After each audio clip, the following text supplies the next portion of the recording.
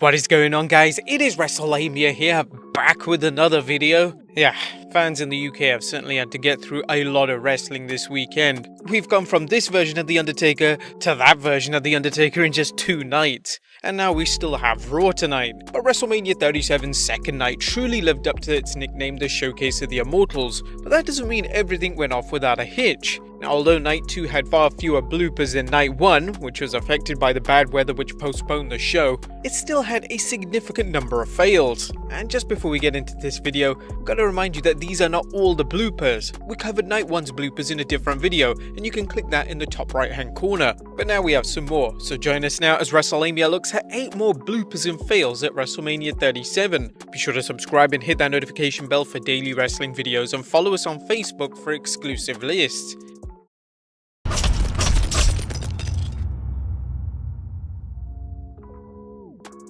Number 1. Michael Cole's incredibly descriptive dialogue. As noted in our video analysis of WrestleMania, Michael Cole's commentary was pure garbage, with the veteran announcer blowing the call in Night 1's main event by stating Sasha Banks kicked out of a pinfall attempt when it was clear that Bianca Belair had pinned her, winning the SmackDown Women's Championship. Cole continued during the opening match between Randy Orton and The Fiend when Alexa Bliss unveiled a giant Jack-in-the-Box. In one of the dullest displays of wordplay ever, Cole described the intriguing item as a box-shaped object. It was a box, Cole.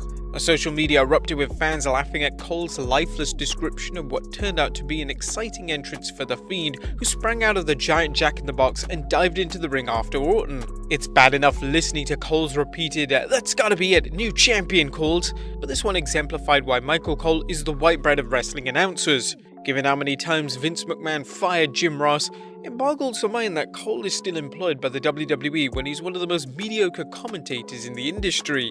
While he's not in a perpetually anaesthetized state like Byron Saxton, at least it seems that way with the Red Brand's commentator's goofy grin making him look like the WWE's announced version of superstar Eugene, he needs to go. Number 2. Slow motion splash. The Women's Tag Team Championship bout surprised a number of fans with its quality, as both challengers Tamina and Natalya and the champions Nia Jax and Shayna Baszler had good in-ring chemistry and were given time to put on a good match. However, the spot where Nia Jax hit a double high cross body block on Tamina and Natalya, it looked as if time stood still as the challengers stood and waited for Jax to hit her spot. Now, this isn't the first time something similar has happened with a spot of wrestlers diving onto multiple opponents, and it's a spot that some pundits think has become a cliche, not only due to overuse, but due to wrestlers to have to position themselves to catch an opponent, making it painfully obvious that they're waiting for the attacker to dive on them. Now, speaking of Jax, there was no reports of her injuring anyone in the match, although as we'll see, there was one minor injury which may have been a club record for Mrs. Potato Head, as it seemingly marks the 3rd match in a row where she hasn't recklessly wiped out a superstar. Number 3. Nia's naughty words. Speaking of Nia Jax, The Rock's cousin must have been feeling nasty during a tag title defense, as she was not only talking trash, but throwing in lots of profanity. Nia Jax told Tamina that she's King Kong's as well as telling Tamina, "You ain't shh." While it fit Nia's character to talk down to her opponents as she woman-handled them, her choice of swearing seemed extreme for the family-friendly WWE. Incredibly, her profanity wasn't censored by the WWE, as they didn't get there in time just to bleep it out, but is certain to get scrubbed by Peacock during the replay.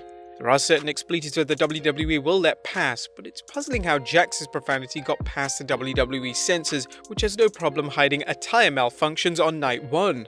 Number 4. Baszler blasts Natalya. Is Nia Jax rubbing off on Shayna Baszler? Well, fans have to be asking this after Baszler performed some more unsolicited dental work to an opponent.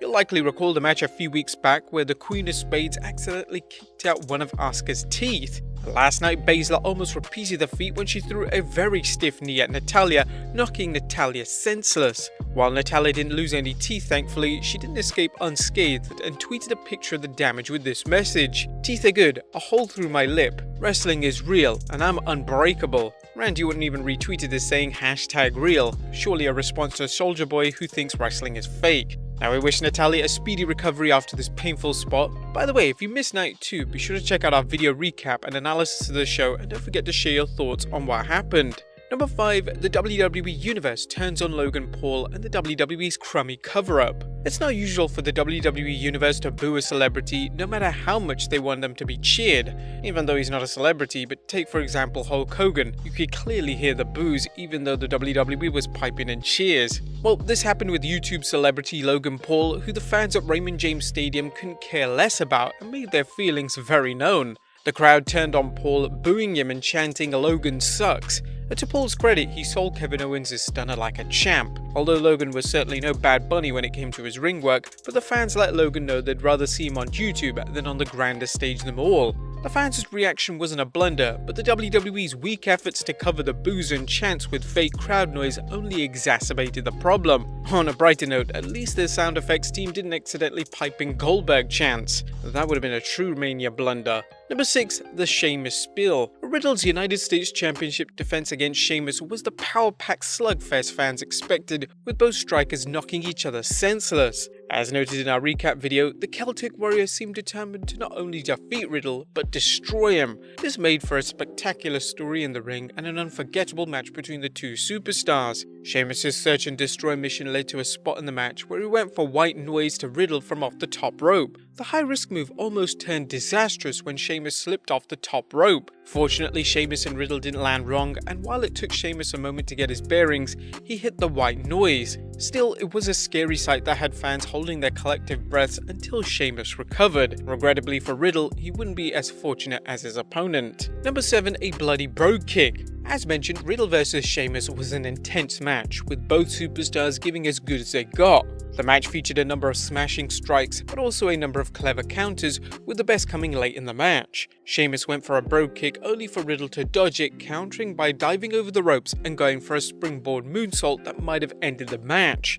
Unfortunately for the Ultimate Bro, Sheamus recovered in time to hit the brogue kick, clobbering Riddle square in the face. Sheamus recovered Riddle for the win, and Riddle's mouth was a bloody mess when the camera showed him dealing with the aftermath of the match. And given the intensity of their match, somewhat surprising that both men weren't bruised and bloody, as each one seemed to work stiffly. And for the fans wondering why Nia Jax gets so much grief for working stiff, it's one thing for two wrestlers to work stiff and deal with the consequences, and another for a lumbering oaf to be reckless in the ring with no regard for their opponent or any agreement they won't hold back in the ring. And number 8, the Wale lip sync. WrestleMania featured a number of musical appearances, ranging from opening performances of America the Beautiful to The Miz and Morrison singing their single Hop Hop to rapper Wale performing Biggie's entrance theme. Whether you enjoyed the performances or felt that live entrances like Rhea Ripley's were enough to make your ears bleed, seriously, that was just noise to me. The WWE likes to spice things up by bringing in musical artists. However, in the case of Wale, it was painfully obvious that the rapper was lip syncing, which seems to defeat the purpose of performing live. It's bad enough when a performer lip syncs, but if they're gonna cut corners, at least do a good job covering it up. But there you have it guys, 8 more bloopers and fails of WrestleMania 37. Be sure to check out our first video on 12 bloopers and fails, and I'll see you next time with some more wrestling content.